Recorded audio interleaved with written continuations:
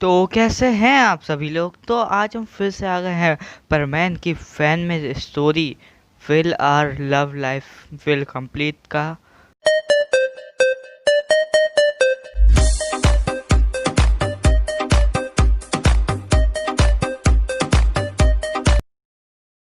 तो पिछली वीडियो में हमने देखा था कि जो पाको रहती है यानी मिस सुमेरे, उनकी ग्रैंड मदर की जो कंडीशन रहती है वो बहुत ज़्यादा सीरियस रहती है।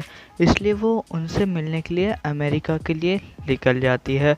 और दूसरी तरफ परमैन को जब ये पता चलता है तो वो पाको से मिलने के लिए वहाँ पर जाता है। लेकिन वो एयरपोर्ट पहुँचता है जब तक जो पाको का प्लेन रहता है वो टेक ऑफ कर चुका रहता है। और जब परवीन वहाँ पर पहुँचता है तो वो देखता है कि पाको वहाँ से जा चुकी है। लेकिन तभी वहाँ पर उसे वही फ़ोटो परी मिलती है जिसमें जो परमन और पाको है वो किस कर रहे होते हैं। और ये देख के जो परमन रहता है वो थोड़ा इमोशनल हो जाता है और उसके बाद वो घर आ जाता है। अब दूसरी तरफ जो सुमेरे रहती है वो अमेरिका अपनी ग्रैंड मदर के पास पहुंच जाती है। और इसके बाद वो अपनी ग्रैंड मदर से मिलने के लिए उनके घर जाती है। तो वो देखती है जो उनकी ग्रैंड मदर है वो बिल्कुल ठीक है और वो तो मज़े से टीवी देख रही होती है। तो मिस सुमिरे उनके पास जाती है और उनको गले लगा लेती है और फिर कहती है कि ग्रैंडमा आपने झूठ क्यों बोला कि आपकी कंडीशन बहुत ज़्यादा सीरियस है। मैं बहुत ज़्यादा डर गई थी। तो इसके बाद जो सुमेरे की ग्रैंड मदर रहती है वो रिप्लाई देती है, मैं भी बहुत ज़्यादा डर गई थी जब तुम मुझसे मिलने के लिए नहीं आई थी। तो मिस सुमेरे कहती है कि मैं बहुत ज़्यादा बिज़ी रहती हूँ दादी माँ, इसलिए आपसे मिलने के लिए आ नहीं पाती हूँ। तो सुमेरे की ग्रैंड मदर कहती है कि अब तो तुम आ गई हो और मैंने चाहे तुम्हें झूठ बोल के बुलाया हो, लेकिन अब तुम्हें मेरे साथ रहना होगा। तो मिस सुमेरे कहती है ठीक है ग्रैंडमा। और फिर इसके बाद वो दोनों हंसने लगते हैं। अब दूसरी तरफ जो परमैन रहता है वो उस फोटो को लेके अपने घर पहुंच जाता है। तो जो परमैन का रोबोट रहता है वो परमैन से पूछता है कि परमैन क्या तुम पाको से मिले, क्या तुमने उसे अपने दिल की बात बताई।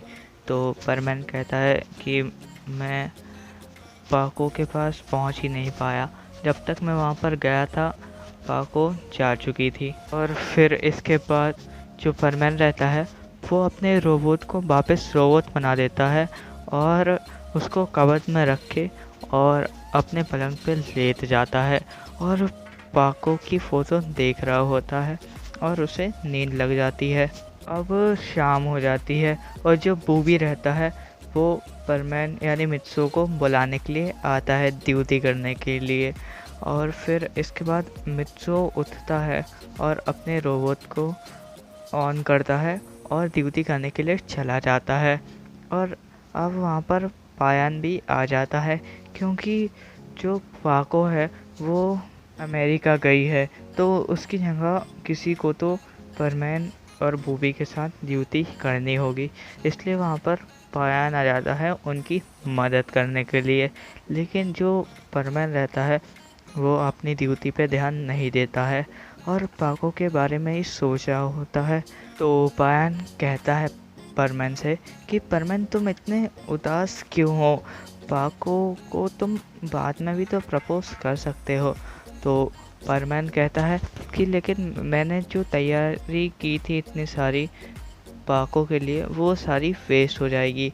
तो पायान कहता है कि तुम उसे छोड़ो, अब हम सब मिलके तैयारी करेंगे ताकि तुम पाको को प्रपोज कर सको और देखना वो तुम्हारी लाइफ का सबसे ज़्यादा अमेजिंग मोमेंट होगा।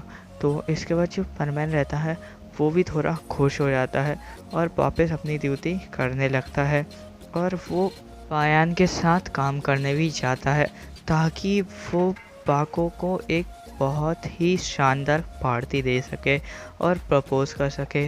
अब दूसरी तरफ जो पाको रहती है वो भी अपनी दादी के साथ बहुत ज़्यादा एंजॉय कर रही होती है। और ऐसे ही थोड़े दिन बीत जाते हैं। अब एक दिन जो परमैन रहता है वो हमेशा की तरह अपनी ड्यूटी कर रहा होता है और वो पाको की वो फ़ोटो देख रहा होता है। फिर इसके बाद जो परमैन रहता है वो उस फ़ोटो को अपनी पॉकेट में रखता है, लेकिन पॉकेट में रखने की जगह वो फ़ोटो नीचे गिर जाती है। तो परमैन जल्दी से जाता है उस फ़ोटो को पकड़ने के लिए, लेकिन वो उसकी आँखों के सामने से गायब हो जाती है। इसके बाद वो नीचे उतरता है और देखता है कि यहीं कहीं आस-पास ही गिरी होगी वो फ़ोटो। तो वो अपना परमैन सेट उतारता है और उसे ढूँढने लग जाता है और बहुत देर ढूँढने के बाद भी उसे वो फ़ोटो नहीं मिलती। फिर थोड़ी देर बाद एक हवा का झोंका आता है, जिसकी वजह से वो फ़ोटो हवा में उड़ती है और रेलवे ट्रैक से होते हुए दूसरे पार चली जाती है। तो मित्सुओ देखता है कि जो फ़ोटो है वो रेलवे ट्रैक के दूसरे पार रखी हुई है, मतलब पड़ी हुई है। तो वो भागता हुआ जाता है और वो ट्रैक तक पहुंचता है और तभी ट्रैक पे ट्रेन आ जाती है और मित्सुओ का ध्यान वहाँ पर होता ही नहीं है और वो ट्रेन मित्सुओ से टकरा जाती है और मित्सुओ बहुत बुरी तरह घायल हो जाता है। और तभी वहाँ पर बहुत ज़्यादा भीड़ इकट्ठी हो जाती है और वो देखने लगते हैं कि किसका एक्सीडेंट हुआ है। और तभी वहाँ पर पायान और बूबी भी आ जाते हैं और वो मित्सुओ को देख के बिल्कुल हैरान हो जाते हैं। फिर पायान और बूबी मित्सुओ के पास आते हैं और वो उसे उठा के हॉस्पिटल ले जाते हैं। और अब दूसरी तरफ हम पाको को देखते हैं, यानी मिस सुमिरे को। मिस सुमिरे अपने रूम में सो रही होती है और तभी उनकी झटके से नींद खुलती है और वो मित्सुओ चिल्लाती है। तो बस यार, आज के एपिसोड के लिए बस इतना ही। अगर आपको ये वाला एपिसोड पसंद आ गया हो ना, तो वीडियो को लाइक कर देना और चैनल को सब्सक्राइब कर देना। और मुझे नहीं पता कि तुम अपने हाथों की 10 उंगलियों का इस्तेमाल करो या 11वीं उंगली का, लेकिन वो सब्सक्राइब वाला बटन दब जाना चाहिए। और इस वीडियो पे कोई लाइक एम नहीं है तो बस सब्सक्राइब वाला बटन दबा दो।